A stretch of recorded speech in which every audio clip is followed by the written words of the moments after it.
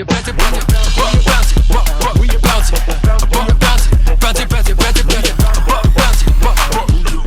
to the Bounce Podcast. I'm your host, Ayub, and we have an incredibly special guest with us today. Joining us is none other than Michele Timms, a true legend of Australian basketball. Timmsy is a household name. Michele, it's an absolute honor to have you on the show. Oh, thanks for having me. No worries. It's I'm glad we got to have a episode with you. I want to kind of get it started with some quick fire questions. So we'll just start it off fast and strong. The first question is, what was your favorite move on the court? Oh, I guess as I developed, I think it was coming down in transition and popping the three. Best advice you've ever received? Never give in. Toughest person you've ever had to guard? I think I've been asked this a few times. I would say there's always two that come to mind, and one's Robin Marr, who's a famous Australian player, always very, very hard to defend. The other one for me when I played WNBA was Cynthia Cooper. She was incredible. What was your favourite pre-game meal? I went with the baked beans on toast. Yeah, and it was always like 4 hours before the game. Who's your dream teammate, past or present? Oh, no, that's too hard. I've had too many great teammates. And it depends which way you say, favourite, because you can say favourite as a player or favourite as a person. Too many. I mean, Shelley Gorman and I, we were real tight as a junior growing up, early seniors, and Sandy Brondello, a bit of a trio there. And then, but from playing-wise, Lauren Jackson was great. But I think I had the best, we just knew where each other was going to be, was Shelley Gorman probably. We just, I could just look at her or raise an eyebrow or whatever and knew, she was going to cut back door. We were really succinct. The connection there was probably really good, right? Yeah. What's your favorite basketball shoe? No doubt, Nike. And I was a high top girl back in the day. So, so I always wore the high tops. Who was the GOAT to you? So, best player of all time, greatest player of all time. Who is it?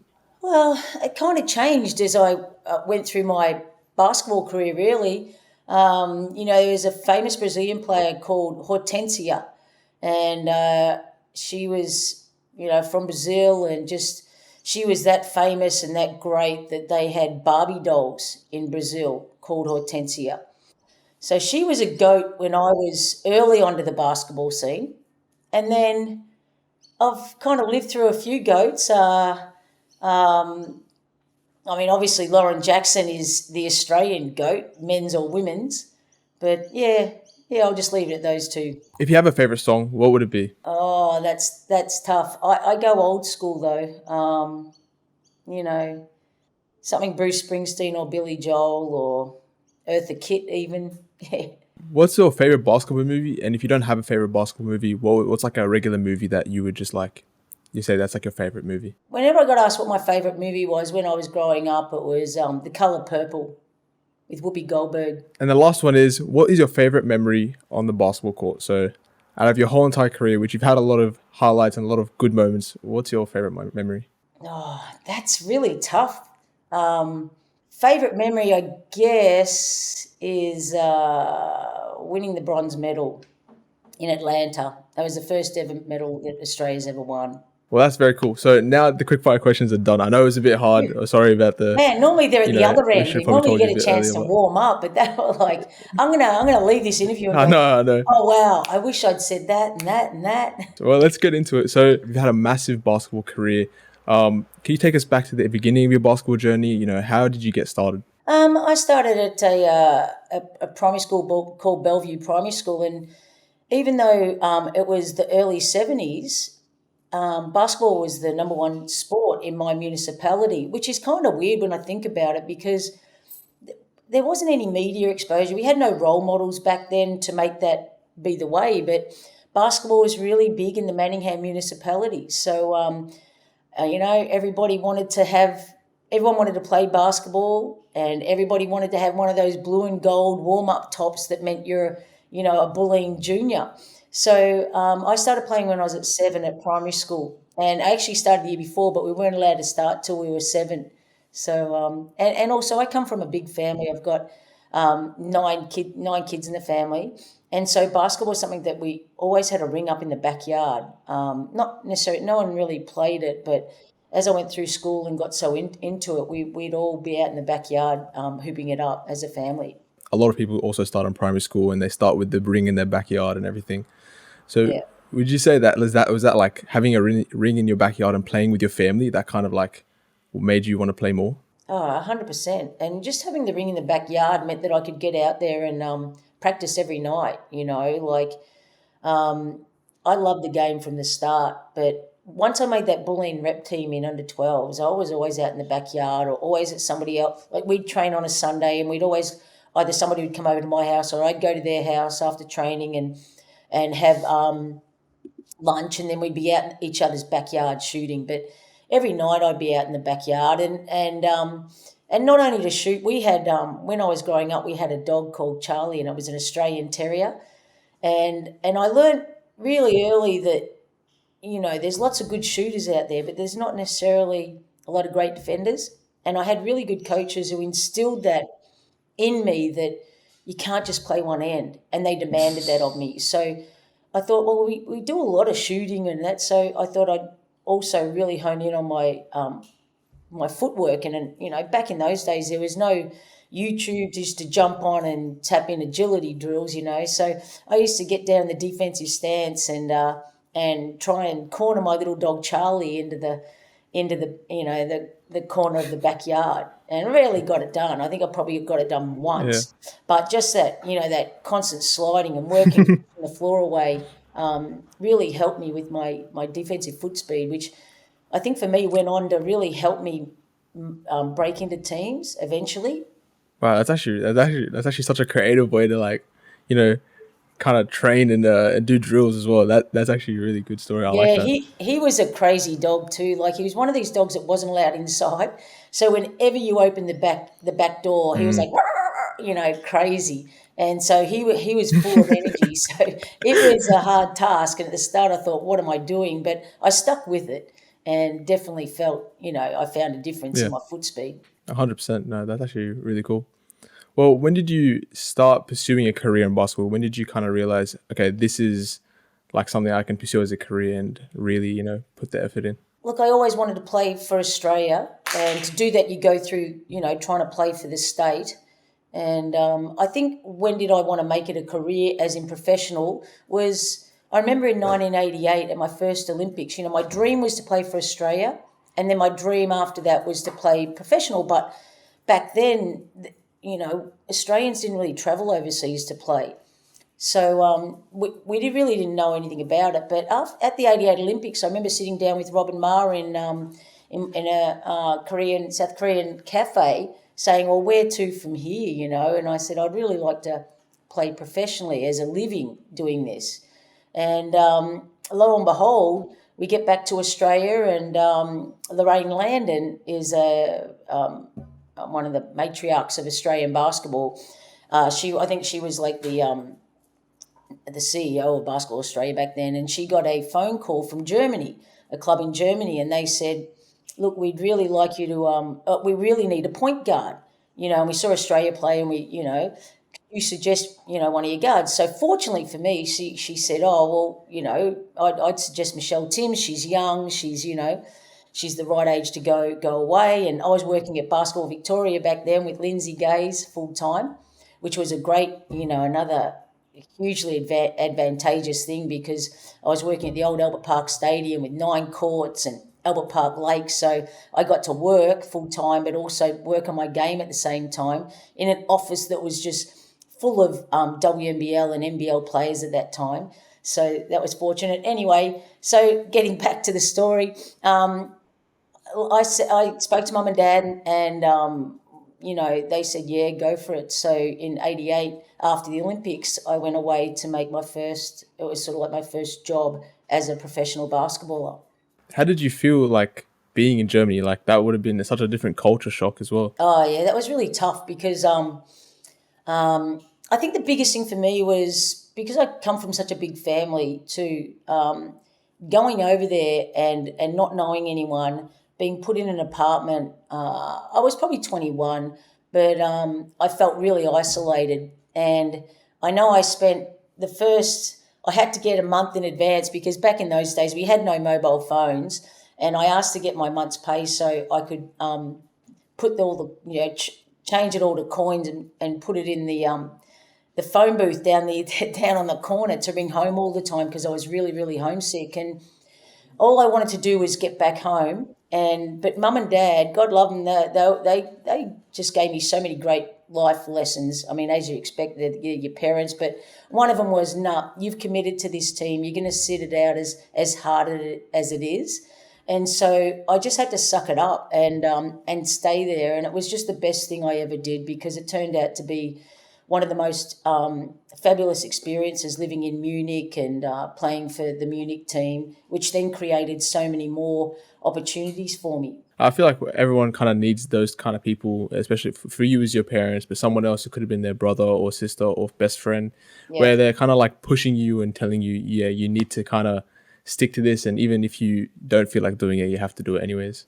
yeah, absolutely. No, it was a great decision. I mean, it was one that I'll never forget the whole experience of that first year too, because I played in this German team and I had it was just a melting pot of nationalities. So there was a huge language barrier. But I guess when you're a point guard, you have a sense of the game and you know what you should be doing anyway. But I'd go to timeouts and I'd be the last one to get the coach's words translated to. We had a Hungarian player, a Bulgarian coach, another a French player, a couple of German players. And then, so as we were walking back on the court, in my opinion, the most important person who needs to know the information to try, if they're talking about what play to run next, the point guard. I wasn't finding anything out until as we're walking back on the court. But as I said, I had a pretty good feel for the game, so I sort of knew, what the coach would have been yelling about anyway in timeouts. So, but that was my first experience of the real language barrier. But basketball is a universal language, you know, um, and I managed, and it was just a fantastic experience. The language barrier would have made it difficult, but at the end, you're here now, and you can see your career. Like it's been a massive experience for you, anyways. Reflecting back on your basketball career, there must have been moments that stand out to you. What is like some highlights for you if you want to talk about them? Highlights. I guess you go to the big ones, which are the Olympic Games. I mean, as a player, nothing's bigger than going to an Olympics and pulling on your green and gold jersey or bodysuit as it was. And so my very first Olympics was in 1988. And that was just an amazing experience, just experiencing the Olympics. We really didn't have any too higher expectations, but as it was, we played off in for a bronze medal, which we lost, and we were one shot away. And I'm sure if you had Shelley Gorman on, as I know you have before, she probably spoke about the game in against Yugoslavia at the '88 Olympics, where she famously blocked a shot and everyone else blocked out and no one knew that she'd blocked the shot, and her player ran basically out of court, grabbed it and threw it up and it went in. So Yugoslavia got to go off and play for a gold medal, and we were left just so upset, even though we really, had no expectations of finishing that high. But once you're there, you want nothing but the best.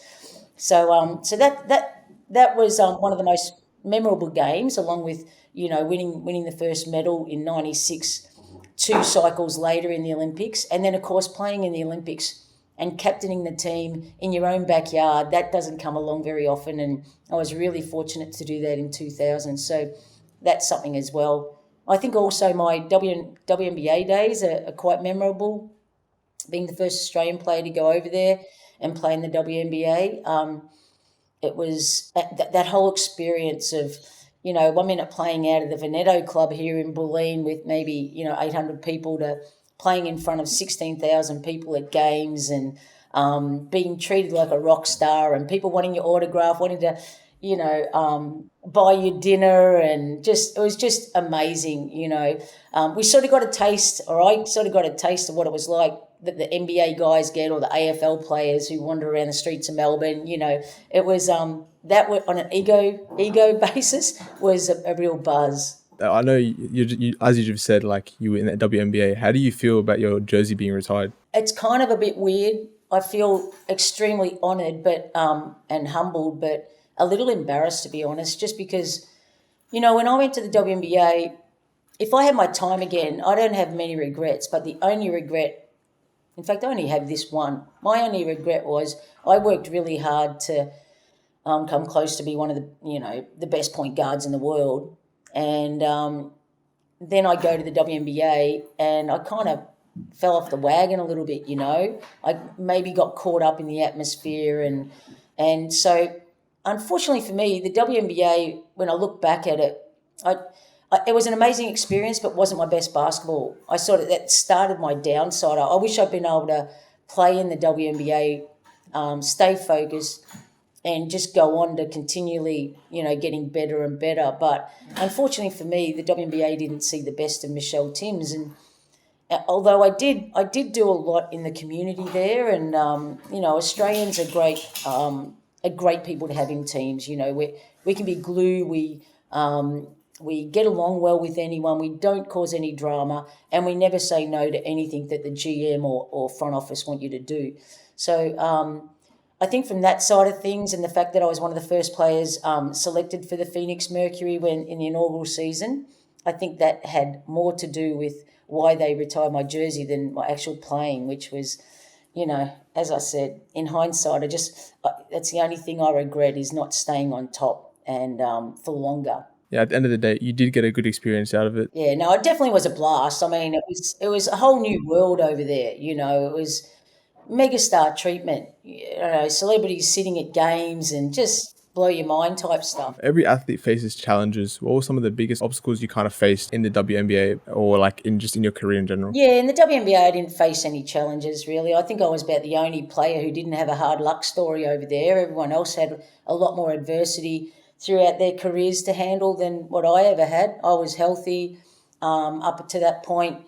But I think for me, my biggest, and this is what makes the good the great to the good players, the ability to handle adversity and what gets thrown at you and the way you bounce back. And I've got to say I've failed miserably, I guess, in 2000 when I was playing in the WNBA, and it was a contentious issue because Basketball Australia really wanted everyone to stay in Australia and prepare for those for the Olympics that were going to be in Sydney.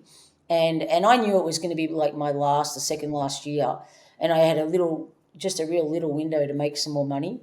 So I went over to play the WNBA season in the lead up, and I thought no better preparation for the Olympics than to be playing against the best players in the world at the WNBA. So I went over there, and then I got injured while I was there, and a misdiagnosis of the injury meant that I probably could have been back a month before I was, and had my knee. I hurt my knee, and I rested for a few weeks and went back out, and then it felt horrible. And then I came back to Australia, and they said, "Oh, look, this is bad. We can give you a little cleanup, and it'll get you to the Olympics." And I guess for me, it was like, I don't want to go to the Olympics on one leg. I don't want to be a bench player. My dream was 2000 was going to be my swan song as captain. I was going to, shoot the winning three for Australia to win a gold, gold medal. So, I couldn't get my head around it. And I really, to be fair, I went into, sorry about those dogs. Stop. I fell into depression and I didn't want to go, and I was telling my coach not to take me and take one of the young kids, and but he stuck with me. He said, I guess from the leadership point of view, and I'd been there, one of the longest standing players who was at that 2000 Olympics for Australia, and but I couldn't see it. I didn't care. I didn't want to be a benchy and not play, and not play how Michele Timms can play. And so, I struggled to get out of bed. I was missing sessions. I was meant to be on a rehab thing, and I just, I just fell in a real hole. And the weeks are ticking by, and this is how close it was to the Olympics. The torch was being carried through Melbourne, and I remember laying in bed again one morning, and the DJ was on the side of the road with her son, and just they did a live cross tour, and she's going, "Oh, this is just amazing," and she started crying, and she was saying how emotional it is because she knew how historic this was to be able to share with her son Max, and and then it was like a light bulb effect. It's like, wow, what are you doing, Timmsy? This is a huge moment. This is someone who's not even involved in the Olympics, and they're crying. They're so emotional about the torch coming through, the city of Melbourne. And so it was a light bulb. I got out of bed. I rang a close friend, and I said, and he was head of Basketball Victoria at that time. And I said, mate, you got to help me. I've got 3 or 4 weeks, and you've got to really help me get back to some sort of playing ability in that time. I'll put everything into it. Anyway, so that was probably the first bit of adversity that I've ever really had to try and handle. And fortunately for that, Fox FM lady who was on the side of the road, it snapped me out of this depression and selfishness look, it was terrible. But thankfully I got there, and I got to be part of one of the most successful teams that Australia's ever had, and we won a silver medal. And we probably should have won a gold medal. The Opals then were at that tournament. We were the best team. We were better than the Americans. We were playing better than the Americans at that stage. But I think in the gold medal game, we just lost sight of what we had to do, and we've been so good at sticking to our game plan and not getting away from it. But we went away from it, and the Americans killed us in the gold medal game. We came up with silver, which is always a weird one to win because you lose to win it. So strange feeling. Yeah, it is a bit hard, but it's really inspirational, that whole this story you just told. Like, thank you for opening up, like, with everyone that's listening as well. But that's it's like, you fell down and you got back up, and it's really inspirational that even then, you put all you had into the 4 weeks until you had Yeah, to go and play in the Olympics, which is it really wasn't cool. the fairy tale Australian ending to my career that I wanted, but when I look back at it, I feel like it really rounded me as a player. Like, I'd never really focused on being a leader. I mean, I was a leader on the court, being the point guard, but just off court and supporting others, and being the best towel waver and really selfless. And I think that really helped. Like, I'm glad I had that experience because I feel like I had a really rounding as a player. It kind of like brought everything back together, I guess you could Yeah, say. yeah. As a 5-time WNBL champion, what did you kind of do to achieve this kind of success? Oh, everything, 100% every day. Like, from my schooling, adjusting my schooling, like, I ended up doing a Year 12 tertiary orientation program instead of the old HSC, so I could fit in basketball, but also making sure that I stayed true to the fact that I wasn't going to be a basketball player forever. So I needed something to back me up, and in the real world, to taking part-time jobs and full-time jobs, whatever I could, to try and make sure I could put enough as much into the game of basketball that was my true love, growing up. So, a typical day, when I became more of a semi-professional was, or when I was more of a professional, really, I guess, insofar as I didn't have to work, was, I'd get up and start the day off with a really slow fat burner run for about 45 minutes, come home, have the broccoli soup that my Italian friend had prepared. Her mother was the most amazing chef, so I was on this high protein, diet, and so I'd get up after the fat burner. I'd have the soup, and then I'd go to do a light shoot around followed by weights, and then I'd go back in the afternoon and have a 2.5 hour or 2 hour session with the team, and then just get up shots after training, or just roll down, stretch down after training. But that was I had to make sure I backed off. I got to the stage where I was so into it that I was probably overtraining, and back then we probably didn't really know a lot about that sort of stuff, but now we definitely do. We know that more isn't better, and yeah, but yeah, So I got educated in that later in my career. 100%. I feel like you should take rest as much as you put in the work as well to make it, Yeah, no, balanced as the much as recovery possible. is really important. So you've got this body, and you want to get the most out of it. Well, you can't if your body's always in fatigue. But and I think Australians, the coaching in Australia was really good in that in regards to that, when it came to the Opals, we used to go from back in the day when I first made the team, having like 2-3 sessions a day. Well, that's absurd, or 2 3 hour sessions, or 3 2 hour sessions. Well, that's too much. You can't get, you can't get the best out of your body. So over time, that was a huge shift in the ideology of training. It's got to be short, sharp, dynamic, in and out, an hour 45, 2 hours as a team, no longer than that. Meetings were really short and succinct, no longer than 30 minutes, because they know that after that people start tuning out, even though they're sitting there, they start tuning out. But I did a lot of my education on video too. So I was huge, getting back to your question about the WNBL and how I worked on my game. I love to be prepared. So if I knew I was playing you, I'd watch as much tape on you, and it was VHS tape back then. I'd watch as much tape on you as I could, and because I knew I'd be defending you, and when you went off, somebody else would be coming on, so I'd watch a little bit of them as well. But if you were my main focus, you know, I'd know whether you're right-handed or left-handed, your favourite move. I'd make sure that I bounced the ball on every part of the basketball court, so I knew where the dead spot was on game day. So, often back then there were always dead spots, so the ball would bounce a little bit lower when it hit the dead spot on the court. So I knew that was a time to attack defensively. But I think the thing for me was that I loved information, so I really studied my opponent and found out not only their favourite moves, but made sure I knew what every one of their plays was. So if they, had three fingers up, and in fact, all the girls, we were taught that at a young age with the Opals, because we weren't so, when I first made the Opals, we were hardly, I don't even know, I think we were probably ranked 12th in the world or something. So, and we were never a tall team,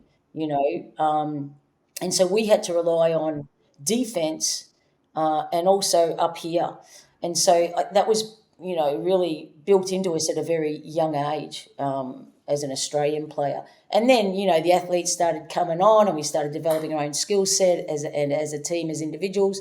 And suddenly Australia got good. We in 88 we won out. We finished fourth. In 92 we didn't even qualify for the Olympics. Then in 94 at the World Cup in Sydney we end up back on the playing for a medal. And then in 96 we win our first ever medal.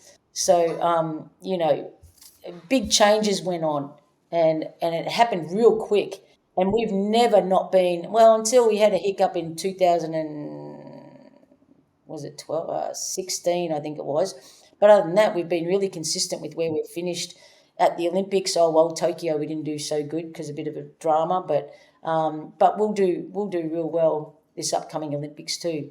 You've had a massive career. We've just talked about your Olympics, your WNBA, WNBL, all the, playing from Germany, all that stuff. Well, kind of going on to now is kind of like, after playing that whole time, what kind of made you want to become a coach? Yeah, I run my own little basketball academy for junior kids. Like I run two separate programs. One's a domestic program for 6 to 12-year-olds, and then the other one's more of an elite program for under 12s and under 14s. I think that's where the real coaching is, to be able to lay great foundations. And I appreciate the fact that I had really good foundations laid in my young years. But I don't know, it just seemed like a natural progression. I originally thought I wanted to go into commentating, but I really doubted myself. Even to this day, I doubted myself too much, and questioned, oh, am I a fraud? Do I really know? And then I had a long period out of the game of commentating, and then I decided to come back into it, and I felt a little unsure of myself and whether I really knew my stuff, which of course I did, but being able to spit the words out, it's not as easy. I can sit in the lounge room and just be the best commentator ever, but put me in front of a microphone and I'm just hopeless. So I realised that wasn't going to be and there's too much anxiety involved in it for me. So yeah, I got asked to be an assistant coach with Tom Maher before that I was working with the South Dragons in the NBL and under Shane Heal. And Tom Ma was famous Australian coach, was in China coaching the Chinese national team. And they just sacked, he didn't, but the Chinese basketball just sacked his assistant coach. And he was, looking for another assistant. So he called me out of the blue one day, and it was in the middle of the NBL season, and said, look, Timmsy, mind you, it's 2008. The Beijing Olympics are happening in China, and that's where he's coaching. And I get asked to go on the gravy end of their 4-year cycle and be part of the Olympic team. So I'm like, yeah, hell yeah, I'm there. And the only time that ever felt weird was whenever we played Australia. I hated it. I'd sit on the end of the bench and just want to, disappear almost because I felt a bit funny. But after just the first few times, but then my competitiveness got the better of me. And it was like, no, I'm here to do a job.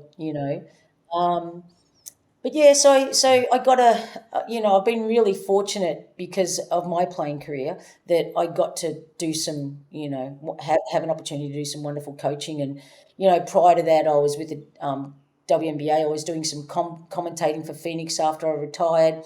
And then they dragged me off the commentary to be an assistant coach when the head coach got sacked. And so I've had these wonderful opportunities because of my past playing career. And from then working in China, after 2008, I joined Carrie Graff for the cycle to 2012 as an assistant with the Opals. And then 2016, I went back to China for another 4 years and then worked with them. And 2018, I thought, well, that's enough. My daughter's getting older. I think we should head back to Melbourne. And then I started my academy. So it all had really nice, I felt like I've done enough traveling as a player, as a coach. I'm happy to just, sit back here and do something that I guess in the back of my mind I've always wanted to do, with all this knowledge. And at the end of the day, things don't change too much in basketball. You need the basic fundamentals, and basic fundamentals I know. So, obviously the principles of play. So I've always enjoyed working with the young kids. I think as I went through college, I was we had to, as part of being a PE teacher, you had to go off and do some, get work outside of college. And so I went and did swimming teaching, and that was the most rewarding job I think I've ever had. It was just amazing to be able to, over a series of weeks, get these kids that would cry to get in the water, then suddenly they're, and it's the same thing with basketball now. I get these beginner 6-year-olds who, they come in but I tell you, in a short period, from not being able to bounce the ball, they're bouncing 2 balls, or they're, over an 8-week period. So it's a super rewarding job. And I think for me, it's the way I look at it, it's not just about the basketball.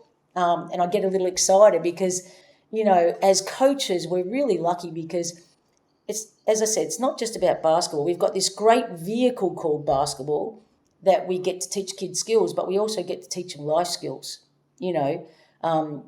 maybe give them some tough love at times, but, say, hey, just little things like, when you shake someone's hand, look them in the eye, be a good listener, treat your teammate nice, just real, like every day-to-day things that they can take back to life situations. And then, of course, there's the big ones about, as long as you do your best. That's all anyone can ask. But how do you do your best? Well, that's not by being distracted by the scoreboard or, having a late night or. So there's all these great life lessons that we get to teach the little kids from a very young age. And I feel really fortunate to be in that position now to be able to, be not only a basketball coach. That's so interesting, because going from coaching in so many different places, being assistant coach in for 2 different teams for China as well, like the Beijing, the team in Beijing, and it's just like that whole the whole thing, your whole career has been amazing, and then you came back and you just decided to kind of coach little kids for like the foundation of basketball, and like you said, life skills as well.